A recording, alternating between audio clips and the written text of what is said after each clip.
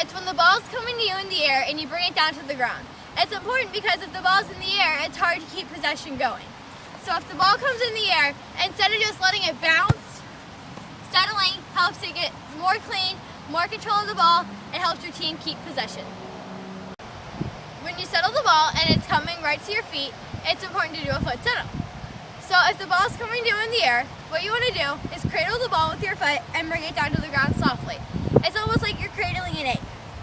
And then it's easier when it's at your feet and past your opponent. So if the ball comes to me and I just cradle it down, it's right at my foot and I'm ready to pass it, instead of just letting it bounce.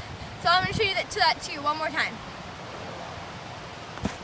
It comes right down to my feet and I'm ready to pass.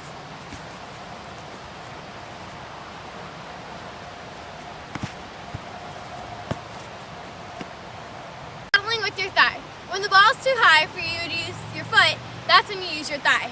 If the ball's coming to you out of the air and you try to use your thigh, you don't want to use your knee or you don't want to use your hip, just like thigh juggling. So if the ball comes to me out of the air, I'm going to hit it right with my muscle and bring it down to the ground with the same foot settle that I use. Then it's ready to go at my feet. You don't want to just pass it with your knee because it's unpredictable on where it's going to go. So one more time.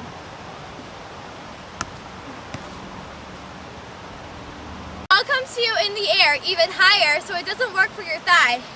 What you're going to have to do is use your chest. When you use your chest, you almost want to stick your arms out, but not to the point where you're going to handball it. You want to stick your arms out and lean back. So when the ball hits you in the chest, it's going to cradle down to your foot. So here's one here. So I'm going to hit it with my chest up and bring it down with my foot. I don't want to hit it like all the way in here because then you're going to get the wind knocked out of you. But also if you hit it here, it's just going to hit your neck. So you want to hit it right in the middle of your chest and bring it down. You have to make sure you lean back or else it's just going to bounce off to the other team. Head balls. When you're doing a head ball, that means that the ball is too high for you to settle it, so you have to hit it with your head. Also, it can be clearing a cross out, clearing a shot out, or just when it's at your head, passing it to your teammates. If the ball comes to you in your head, you want to get in the same stance, almost like your defensive stance. You want to get low and ready to hit the ball. So you can explode up when the ball comes to you. When you get the power, you get most of the power from your legs and your neck. You want to snap through it with your neck. Also, if you're winning a challenge and there's someone in front of you, you have to make sure you go extra high and try to win the ball with your head. Here's some examples of a head ball. I snapped through with my neck, so it's more powerful.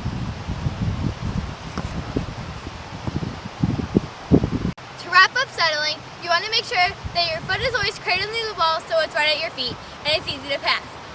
A ways to practice settling is easy. You either have to throw it up in the air or you can get a partner to throw it up in the air. You settle, bring it down to the ground and pass it back to them, or just pick it up again if you're doing it by yourself. So if I was doing it by myself, I could just throw it in the air and settle it down to the ground.